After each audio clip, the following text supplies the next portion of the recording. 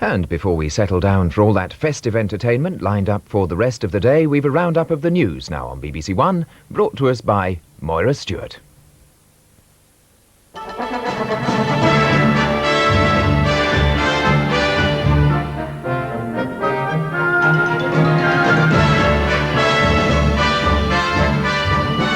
Iranian gunboats attack another merchant ship in the Gulf. HMS Scylla helps rescue her crew of 20. Good evening. A Korean-registered freighter carrying timber is blazing furiously and steaming out of control in the Gulf.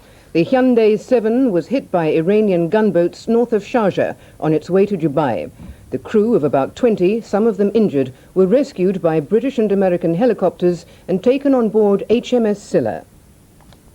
It was in the same area that a Liberian-registered tanker, Eastern Power, was attacked yesterday. The Iranian attackers used fast small boats to fire at merchant ships and speed away, and yesterday fired at British and American naval helicopters. The Scylla, which is with the Armilla Patrol in the Gulf, offered protection to the Eastern Power, the first foreign-registered vessel to be given such help. The plight of hostages being held in Lebanon has been remembered by the Archbishop of Canterbury. In his Christmas sermon, Dr. Runcie also recalled the year's tragic events nearer home. To mark the end of what's been called the Year of Disasters, the Archbishop urged his congregation not to forget those whose Christmas was overshadowed by sorrow. Families of those killed at Zeebrugge, Hungerford, Enniskillen and King's Cross. Their first Christmas in the absence of someone dearly loved will have a particular sadness for them. We must not forget them now. And I cannot forget, nor I expect can you, Terry Waite, John McCarthy and their fellow hostages. Dr. Runcie said he believed the hostages would sense the prayers of people in Britain were with them. The plight of Terry Waite and John McCarthy, plus Alec Collett, whose death was claimed last year by an Arab terrorist group, was also the subject of a televised appeal by Britain's ambassador in Beirut. For the families of the British hostages still held in the Lebanon, it is a time of uncertainty, of anguish, and an empty place at the Christmas celebration. More Palestinians have been arrested by the Israeli army in the occupied territories. The continued protests meant that relatively few pilgrims went to Bethlehem for the traditional Christmas celebrations. Some apparently were afraid of trouble, others were deterred by heavy rain. Mass was celebrated as usual, but security was heavy there and in other parts of the West Bank. Cars were checked and metal detectors used. Hundreds of Palestinians have been arrested in the past 2 weeks of disturbances. In his Christmas message in Rome, Urbi et Orbi, to the city and the world, Pope John Paul warned that mankind should not believe it was self-sufficient. The truth of Christmas, he said, was that all people were the children of God. For the 10th Christmas of his pontificate, he sent out Christmas greetings in 51 languages, including English. Inglese, happy Christmas. May the peace of Jesus Christ, the Savior of the world, be ever with you. The royal family attended Matins at St. George's Chapel, Windsor, with Prince William in high spirits, but later he found concentrating on the service hard work, and his mind wandered from the carol being sung.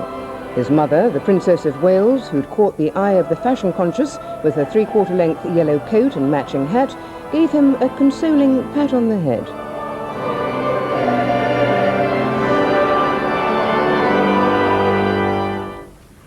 In her Christmas message, the Queen said that a Christian example of forgiveness had been given to everyone by Gordon Wilson, whose daughter Marie was killed at Enniskillen on Remembrance Sunday. The Queen said that loyalty was sometimes corroded into bigotry and violence. From time to time, we also see some inspiring examples of tolerance. Mr. Gordon Wilson, whose daughter Marie lost her life in the horrifying explosion at Enniskillen on Remembrance Sunday, impressed the whole world by the depth of his forgiveness. His strength and that of his wife and the courage of their daughter came from their Christian conviction. all of us will echo their prayer that out of the personal tragedies of Enniskillen may come a reconciliation between the communities. One of the policemen injured in the King's Cross fire has been allowed home from hospital in time to spend Christmas with his family. PC Stephen Hansen was badly burned on his face and hands after he went to help passengers trapped underground.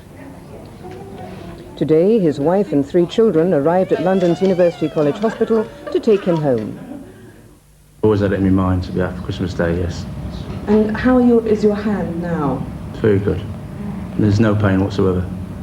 But you're going to be having to carry on with the physiotherapy for quite some time, aren't you? Yes, quite some time. The hands do stiffen up, but physiotherapy helps and it'll get better. Doctors at the hospital say they expect PC Hansen to be back at work by next August. Several national newspapers will be on sale tomorrow for the first time in living memory. Staff at The Times, The Sun, Today and The Mirror are at work printing special Boxing Day editions. Time was when the great printing presses of Fleet Street were silent on Christmas Day. But now many daily papers emerge from new high-tech centres in the East End of London, and the proprietors want to get the most from their huge investments.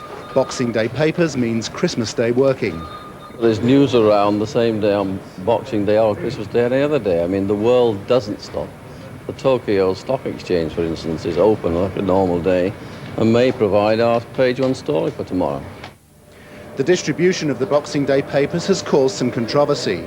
Many newsagents will be open to sell papers, and customers who normally get other titles may well find one of Mr. Murdoch's on their doormats. I think it makes sense that people who normally read other quality newspapers are likely to see the Times tomorrow. So it may well be delivered to people's homes even if they haven't asked for it. It's possible. That's it for now. The main news on BBC One tonight is at 25 to 11.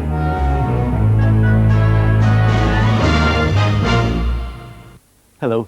Just time to reassure you that there'll be no snow, there'll be no ice, but the friendly rains are coming back as these fronts sweep eastwards and southwards across the country during the next 24 hours. Already that rain has returned to parts of Northern Ireland, by the end of the evening getting into some northwestern parts of the mainland as well. A few fog patches just to start with in the far south, those clearing away, but by the end of the night rain into many northern and western parts of the country. I suppose that does mean at least a fairly mild night. 5 Celsius is 41 degrees Fahrenheit, but a breezy night in places too. Tomorrow, a broad band of cloud and rain staggering erratically southeastwards across the country, possibly not reaching the extreme southeast until the end of the afternoon. At the same time, brighter weather with some showers coming down across most of Scotland and Northern Ireland, and eventually getting into northern parts of England too. Those are the computer winds at midday tomorrow. Quite a windy, breezy day as you can see, but at least a mild day. 11 is 52 Fahrenheit. There's a Boxing Day summary